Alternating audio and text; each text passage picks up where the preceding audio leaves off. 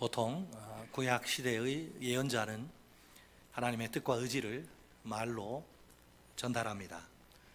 때로는 눈에 보이는 행위를 통해서도 선포합니다. 이런 시각적, 행위적 선포를 표적 행위 또는 상징 행위라고 부릅니다. 대표적인 예는 호세아의 결혼과 출산 스토리입니다.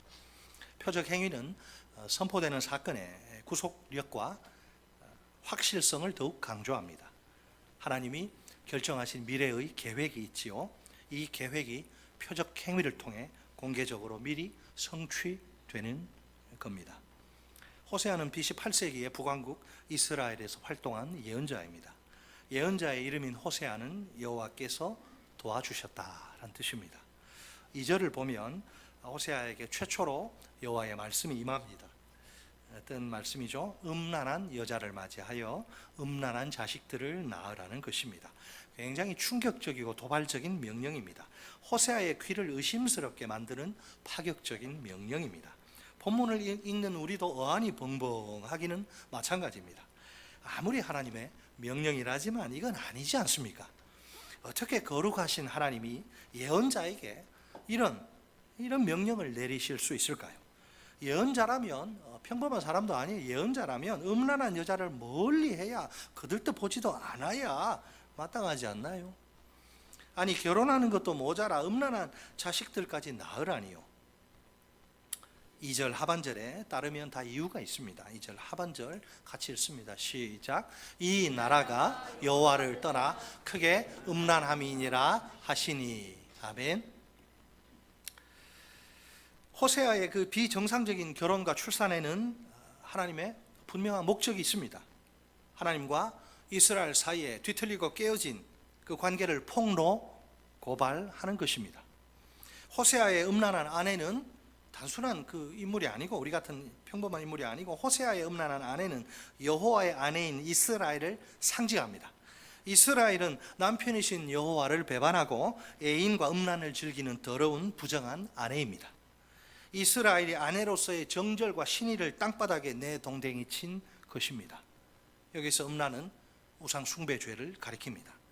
하나님과 우상을 함께 품고 사는 거죠.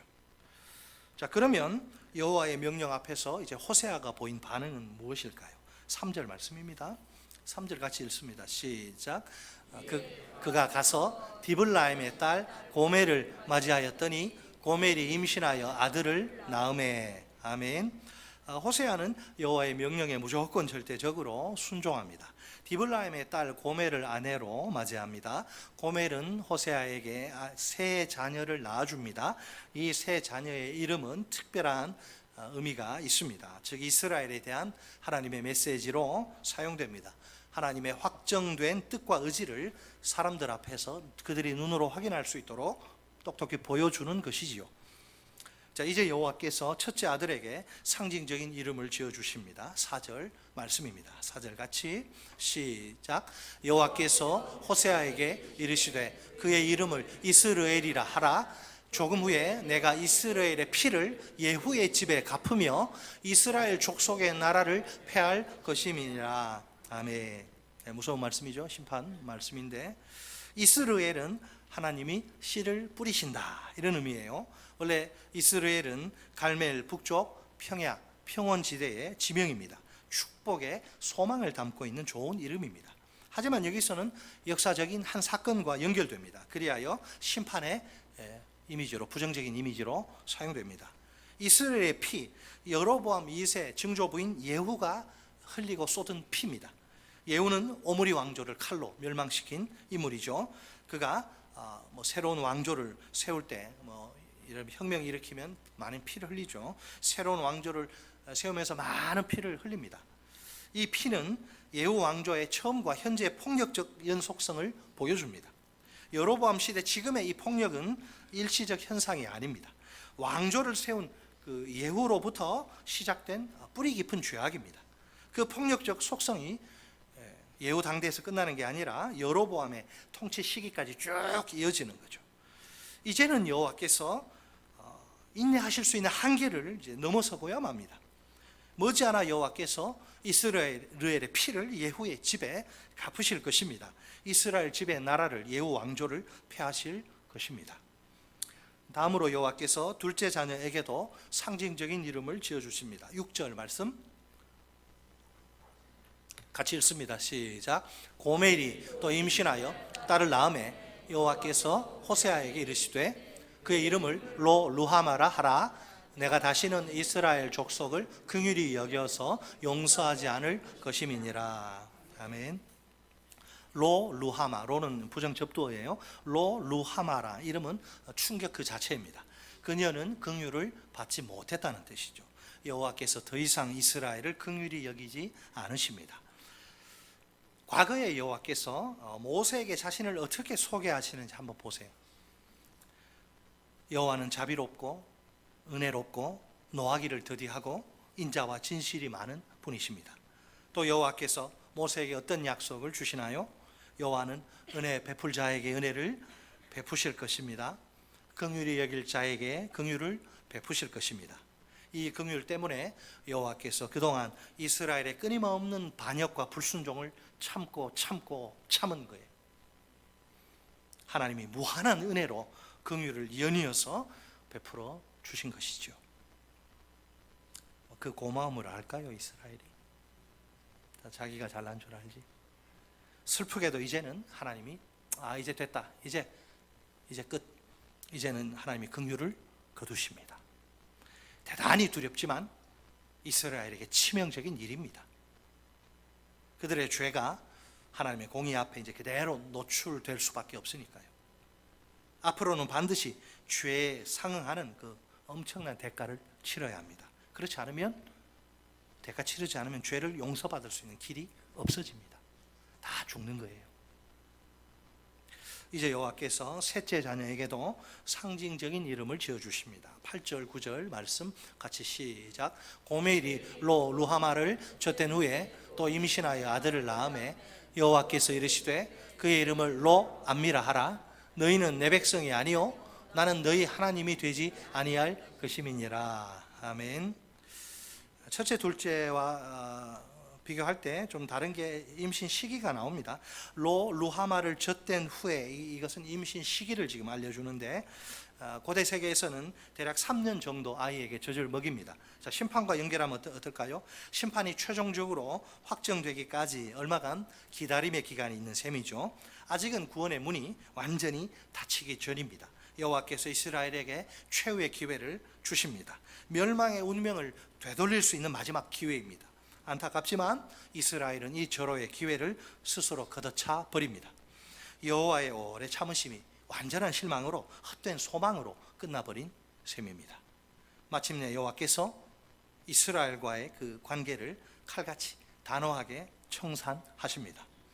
하나님이 이스라엘을 더 이상 자신의 백성으로 인정하지 않으십니다. 본래 출애굽부터 아주 오래전부터 시작된 여호와와 이스라엘 사이의 언약 관계가 아닙니까? 그 특별한 관계가 돌이킬 수 없는 파탄에 이른 겁니다. 부부 관계가 완전히 끝장난 거예요. 이제 더 이상 남편도 아니고 아내도 아닙니다. 자, 그런데 10절로 11절에 의하면 아직 놀라운 반전이 남아 있습니다. 하나님의 역사는 항상 남은 자, 소수를 통해서 이루어지는데, 남은 자의 역사, 렘넌트의 역사가 있습니다. 멸망할 자는 멸망하고 남겨둬요. 항상 하나님은. 자, 여호와께서 벌써 그 마음에, 이런 심판 지금 다 계획이 있습니다. 그런데 벌써 그 마음에 또 다른 하나의 계획을 품으신 것입니다. 한마디로 이스라엘을 다시 자녀로 인정하실 회복의 미래입니다. 이것은 하나님이 성취를 보증하시는 그분의 틀림없는 약속입니다. 멸망의 심판 이후에 이제 새로운 남은 자를 데리고 새 출발할 텐데, 그들에게 여호와의 축복이 쏟아질 것입니다. 10절 상반절 말씀 같이 읽습니다. 시작. 그러나 이스라엘 자손의 수가 바닷가에 모래같이 되어서 헤아릴 수도 없고 셀 수도 없을 것이며. 아멘. 계속 음란하고 배반하고 불순종하던 자들은 다 진멸되고 그 남은 자들 가지고 이런 역사를. 자, 이 10절 상반절은 일찍이 하나님이 족장 아브라함에게 주신 후손의 약속이죠. 솔직히 아브라함은 자녀가 단 한 명도 없는 그 노인이 아닙니까? 이게 말이나 됩니까 이게? 그러나 이 후손의 약속이 그대로 성취되고 맙니다. 멸망당한 이스라엘에게 주어진 이 약속도 마찬가지예요. 이스라엘도 여호와의 약속을 신뢰해야 합니다. 여호와의 구원사적 개입을, 섭리를 기다려야 합니다. 그러면 약속의 성취를 보게 될 것입니다. 10절 하반절 말씀을 봅시다. 10절 하반절 같이 시작. 전에 그들에게 이르기를 너희는 내 백성이 아니라 한 그곳에서 그들에게 이르기를 너희는 살아계신 하나님의 아들들이라 할 것이라. 아멘. 자, 9절에서 선포된 심판의 극복, 9절에서 선포된 심판의 극복을 여호와께서, 심판주이신 여호와께서 그 극복하시겠다고 선언하십니다. 정반대의 상황. 그 결과 어떻게 돼요? 이스라엘의 음란의 그 죄로 깨어진 언약 관계가 다시 회복됩니다. 하나님이 로암미, 더 이상 꼴보기 싫다, 내치신 이스라엘이 아닙니까? 그들이 다시 살아계신 하나님의 아들들로 인정받습니다. 가해자와 피해자가 너무나 분명해요. 가해자인 이스라엘이 피해자인 여호와께 무슨 보상이라도 한 걸까요? 관계 회복을 위해서 그들이 한 일은 아무것도 없습니다. 그런데도 피해자인 하나님이 일방적으로 가해자는 달라진 게 하나도 없는데 관계 회복을 선언하십니다. 가슴 깊이 새겨진 배신의 쓰라린 상처에도 그걸 다 껴안으시고 말입니다. 하나님은 속이 없으신 줄 아세요? 불순종하고 불평하고 원망하면 하나님 속이 어떻게 되는지 아세요? 찢기고 피멍 드는 거예요. 생명이 없는 우상을, 헛된 우상을 섬기다가 다 죽은 이스라엘이지요. 생명의 하나님이 웬 은혜요 웬 사랑인지 그들에게 다시 생명을 주시고 그들을 살리십니다. 이 세상 그 누구도 헤아릴 수 없는 큰 사랑입니다. 사실 결혼과 자녀의 출생은 누구에게나 큰 기쁨입니다. 억지로 떠밀려서 하기 싫은데 결혼하고 억지로 낳기 싫은데 애기 낳는 사람은 없어요. 결혼하지 말아야지. 결혼과 자녀의 출생은 누구에게나 큰 기쁨. 하지만 호세아는 이야기가 다르죠. 호세아에게는 이 큰 기쁨이 엄청난 고통으로 바뀝니다. 이상하게도 그 원인은 하나님의 개입, 하나님 때문에 이 고통을 당하는, 참으로 기가 막힐 노릇이 아닌가요? 우리 중에 누가 인생 가운데 이런 식으로 개입하셔서 나를 고통에 빠뜨리는 하나님을 이해할 수 있을까요? 호세아의 순종은 우리에게 큰 도전을 던집니다. 그의 앞에 쌓인 두 가지 장애물이 문제입니다. 순종이 쉬우면 누구나 다 하지. 예수는 죽기까지 순종했어요. 자, 호세아의 앞에 쌓인 두 가지 장애물이 뭐죠? 첫째는 이성의 뇌의 저항입니다. 음란한 여인은 배우자 감으로 최악이에요. 고르다 300 올랐다 이런 말이 있잖아요. 속담에. 최악이야. 아무도 원하지 않아요. 수치스럽게 짝이 없는 결혼입니다. 다들 욕 안 하겠어요. 저 예언자 돌았네, 미쳤네, 완전히 음란한 여자 데려다가 저 뭐 하는 짓이야. 또 자식까지 새끼까지 낳았네. 떳떳하게 청첩장 돌릴 수 있겠습니까? 아무리 하나님의 명령이라도 내 뇌가, 내 머리가 도저히 받아들일 수가 없어요. 순종할 수 없습니다.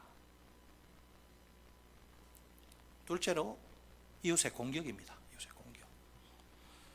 할 수만 있다면 정말 피하고 싶은 결혼입니다. 하나님, 좀 다시 한번 생각해 주세요. 왜 접니까? Why me? 다른 예언자들 좀 하세요. 왜 접니까? 정말 피하고 싶어요. 축하객, 축하금 꿈도 꿀 수 없겠죠. 주변 사람들로부터 온갖 비난과 조롱이 쏟아질 게 뻔합니다. 아무 죄 없는 자녀들로 머리에 좋은 글씨 받고 낙인 찍혀서 평생 음란한 여자의 음란한 자식들이라고 혹독한 공격에 시달려야 합니다.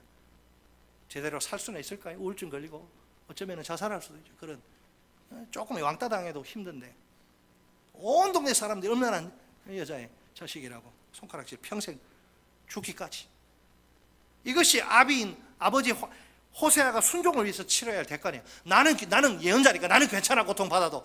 자식들이 근데 이 세상에 이런 고통을 감수할 부모가 몇이나 되겠어요? 하나님의 명령 순종하다가. 자, 그럼에도 불구하고 호세아를 보십시오.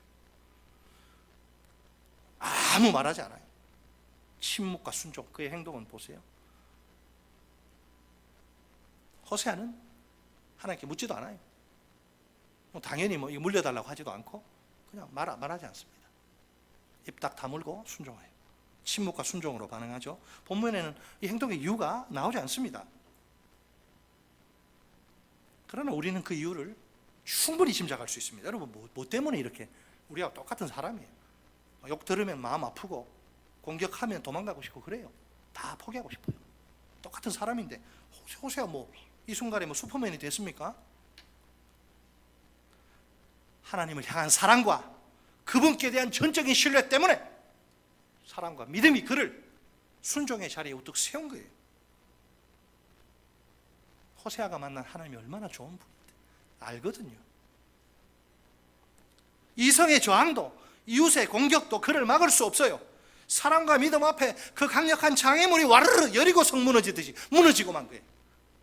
사실은 지독하게 아픈 순종입니다. 얼마나 아프겠습니까? 오늘 우리에게도 하나님의 일하심과 그분의 말씀은 쉽지 않습니다. 도무지 이해할 수 없는 명령이 한둘이 아닙니다. 저도 이해 못하는 게 한둘이 아니에요. 그래도 하는 거예요. 하나님의 말씀이니까 하는 거예요. 어쩌겠어요 제가. 피조물 주제. 그러니까 내 머리로 자꾸 이해하려고 순종하려면 이해하고 순종하려면 곤란해요. 오늘도 하나님이 다양한 루트로 채널로 통로로 내게 말씀하시죠. 주일 연합예배 설교 시간이나 삶공부 시간입니다. 혹은 큐티 시간이나 개인적으로 성경을 읽는 시간입니다. 내 삶에 적용해서 순종하라고 말씀을 주시는 거예요. 머리만 키우는 게 아니고 하나님의 일하심과 그분의 말씀을 자꾸 머리로 다 이해하려고 하지 마세요. 엄청난 교만입니다. 피조물이 어떻게 창조주의 일하심을 압니까? 애초에 불가능한 일이에요. 만약 다 이해한 후에 순종하려고 하면 어떨까요? 누구도 결코 하나님의 말씀을 대로 순종할 수 없습니다.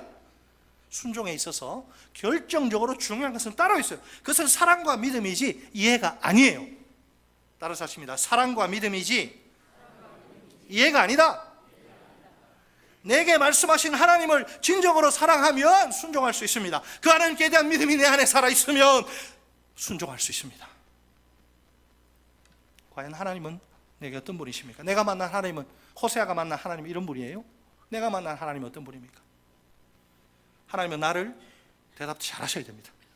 하나님 다 듣고 계세요. 하나님은 나를 이 세상에서 최고로 사랑하시는 분이 맞습니까? 대답해 보십시오. 다시 한번. 하나님은 나를 이 세상에서 최고로 사랑하시는 분이 맞습니까? 네, 1부도 대답 잘하시고 2부도 잘하시네. 비록 때로는 내게 고난을 허락하시지만 그래도 나를 제일 사랑하시는 분이 틀림없습니까? 하나님은 내가 이 세상에서 행복하게 살기를 바라시는 분이 맞습니까? 하나님은 내게 쓸데없는 고통이나 어려움을 주지 않으시는 분이 맞습니까? 갈수록 적어지네. 하나님께 내 인생을 맡긴 다음부터 이상하게 막 인생이 꼬이기 시작합니까? 어려움이 갈수록 커져만 갑니다. 직장에서 인정받지 못해 동기들 다 승진하는데 번번이 승진해서 탈락하고 옷 벗고 회사에서 쫓겨납니다. 인생의 낙오자로 전락합니다. 하나님은 내 인생을 이렇게 망하도록 내버려 두지 않으시는 분이 맞습니까? 솔직히 말해 하나님은 나를 누구보다도 잘 아십니다. 내 모든 처지와 형편을 정확히 아십니다. 내가 이 세상에서 잘 되기를 진정으로 바라십니다. 부모의 마음이에요. 내 자식 잘 되기 바라지 망하기 바라는 부모가 어디 있습니까? 나를 향한 하나님의 소망은 내가 행복해지는 거예요. 행복하게 신앙생활 하는 거예요. 이처럼 하나님은 항상 나를 선한 길로 인도하시는 좋으신 분이 맞습니까? 내가 만난 하나님 그런 분 맞아요? 내게 늘 좋은 것을 주시고 내 인생 끝까지 망하지 않도록 책임지시는 분이 맞습니까? 그래서 나도 이 좋은 하나님을 온 마음 다해서 사랑하고 있습니까? 모든 상황 속에서 정말 진심으로 하나님이 내게 그런 분이시라고 믿으십니까? 그 최고의 하나님이 나를 위해서 내 행복을 위해서 내게 주신 말씀이라면 어떨까요? 그래도 거부하시겠습니까? 그렇다면 내 머리로 하나님의 일하심이 이해되지 않아도 상관없습니다. 하나님의 말씀이 내 생각 정면으로 충돌해도 괜찮아요. 내가 그 말씀대로 순종하는데 아무런 문제가 없습니다. 나는 좋으신 하나님을 전심으로 사랑합니다. 나는 신실하신 하나님을 진심으로 믿습니다. 100이어야 합니다. 물은 97도에서 안 끓어요. 97도, 98, 99, 99, 9999 안 끓어요. 100에 정확히 맞춰야 됩니다. 전심으로 진심으로 하나님이 내 중심을 다 아십니다. 나는 너를 위해서 최선이다, 최고다. 그것이 나를 위한 너의 최선이더냐, 최고더냐? 이 질문에 부족하지만 예, 그렇습니다 대답할 수 있어야 됩니다. 내 앞에 장애물이 있죠. 순종 쉬우면 뭐 누구나 다 하게. 내 앞에 어떤 장애물이 있어도 두렵지 않습니다. 나는 사랑과 믿음으로 얼마든지 극복할 수 있습니다. 내 순종의 이유는 오직 하나뿐입니다. 내 사랑과 믿음의 대상이신 하나님 아버지, 하나님과 그분의 일하심과 그분의 말씀이기 때문입니다. 끝으로 우리가 깊이 생각해 봐야 할 게 하나 있습니다. 그것은 하나님의 긍휼이 우리에게 던지는 의미입니다. 오늘도 하나님은 회개하는 죄인들에게 용서와 구원을 베푸시며 자기 잘못과 죄를 깨닫고 회개하는 자에게 소망이 있어요. 끝까지 버티면 소망이 없지만 회개하는 죄인들에게 용서와 구원을 베푸십니다. 계속 참아줬지 않느냐, 또 왜 이래 도대체, 이제 나도 못하겠다, 이런 법이 없습니다. 왜 끝없이 용서하고 계속 구원하십니까? 이유를 시편 145편 8절에서 확인할 수 있습니다. 자, 145편 8절 같이 읽습니다. 시작. 여호와는 은혜로우시며 긍휼이 많으시며 노하기를 더디하시며 인자하심이 크시도다. 아멘. 여호와의 인자와 긍휼이 무궁함으로 우리가 진멸되지 아니하도소이다. 하나님의 자비와 긍휼 때문에 살아서 이렇게 말씀을 전하고 듣는 거예요. 자비와 긍휼이 끊어지면 우리는 죽습니다.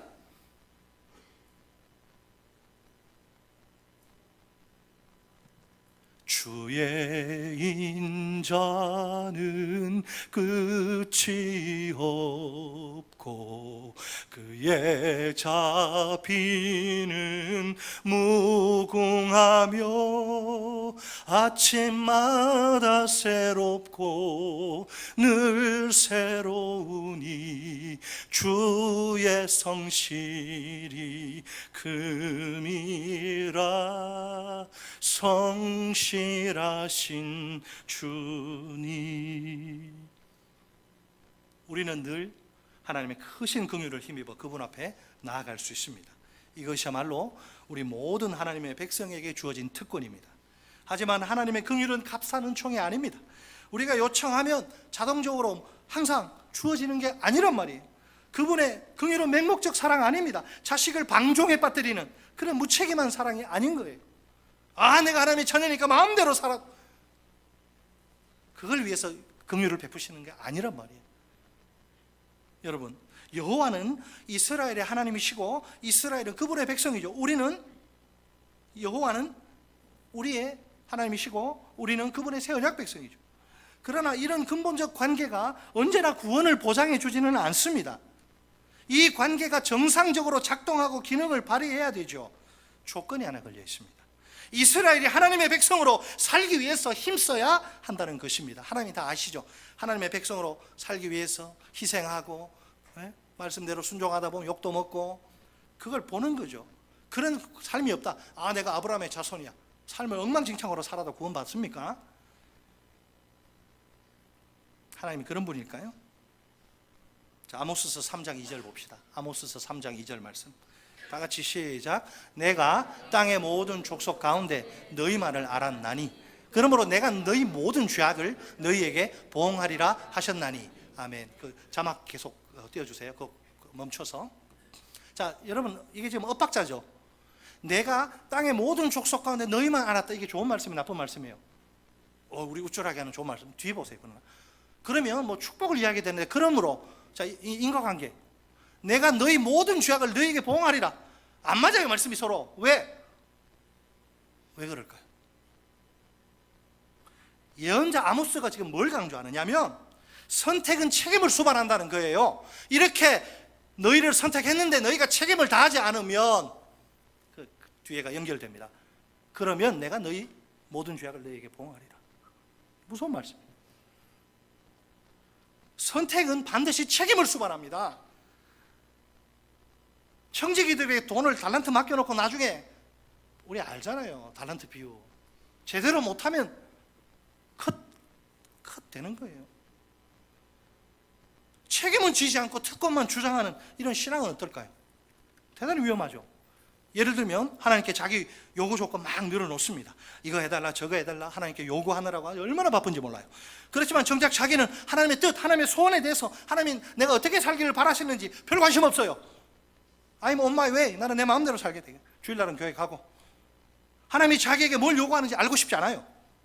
겉으로 보면 신앙이 있는 것 같은데 주일날 보면 뭔가 좀 이상해.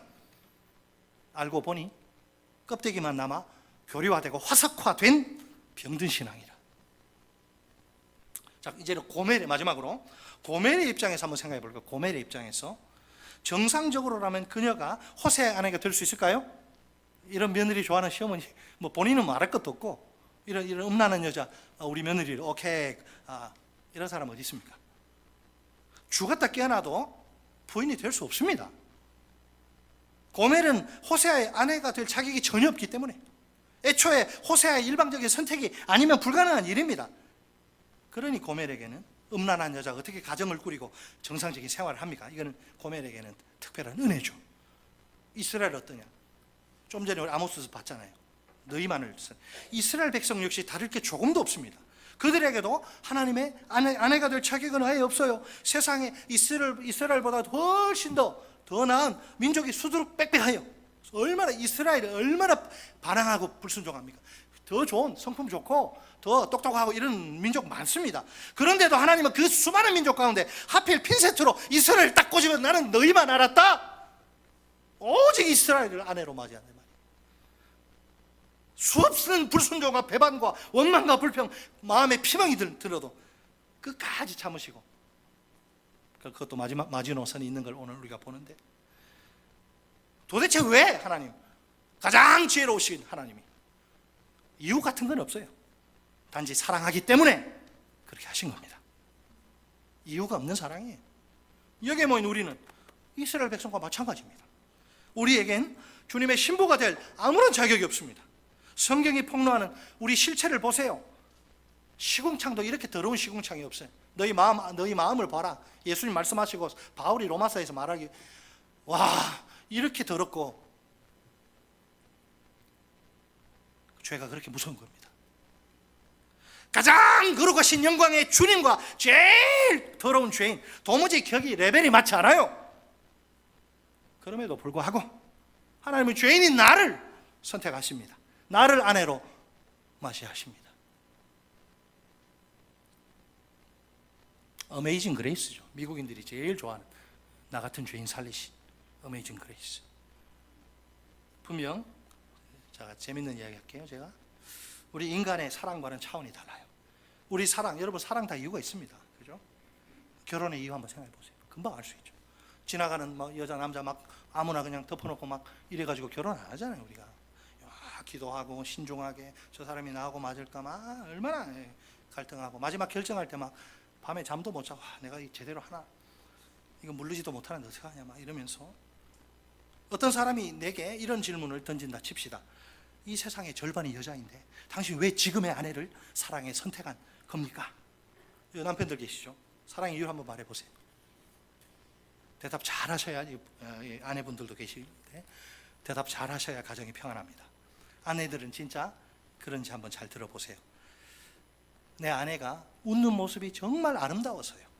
맘씨가 착하고 예뻐서요. 친절하고 싹싹해서요. 딱 내 스타일이라서요.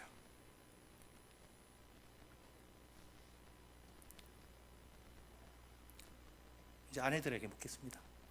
이 지구상의 50%가 남자인데 선택권이 얼마나 많아. 우리가 당신은 왜 현재 남편을 사랑해 선택한 겁니까? 자, 이번에는 아내들이요. 솔직하게 한번 대답해 보세요. 남편들은 이 대답이 진실인지 마음으로 한번 잘 들어보세요. 내 남편이 경제력이 있어서요. 내 굶지는 않을 것 같아요. 저 남자 만나요. 잘생겼어요. 체격이 듬직해서요.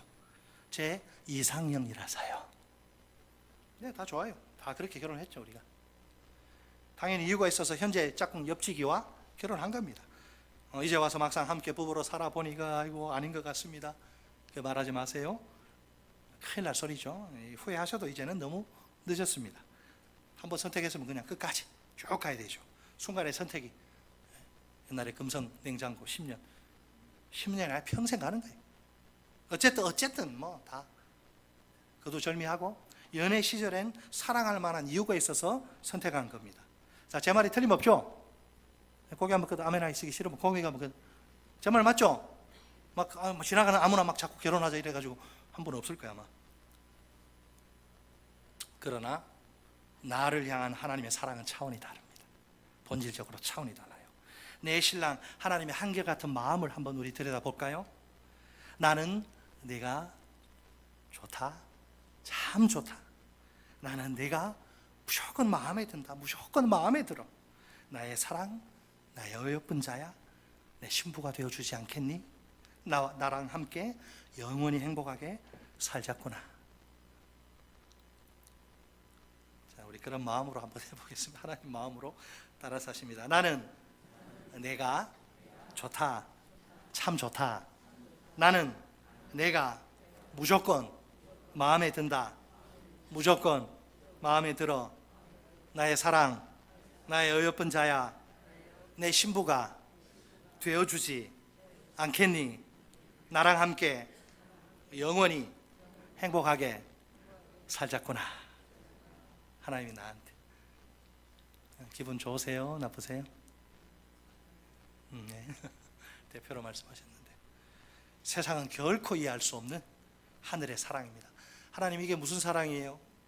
기도하는데 이렇게 말씀하시더라고요. 그냥의 사랑, 무조건의 사랑, 묻지 마의 사랑, 따지지 마의 사랑, 헤아릴 수 없는 사랑이다. 또 따라서 하실까요? 그냥의 사랑, 무조건의 사랑, 묻지 마의 사랑, 따지지 마의 사랑, 헤아릴 수 없는 사랑. 온 우주에서 가장 영광스러운 그분이 나에게 이런 사랑을 주셨습니다. 나를 향한 하나님의 이 신비한 사랑을 아십니까? 이 황홀한 사랑을 진정으로 체험하신 게 확실합니까? 이 사랑에는 세상에 알 수 없는 특별한 능력이 있습니다. 이 사랑이 오늘 나를 순종의 길로 이끕니다.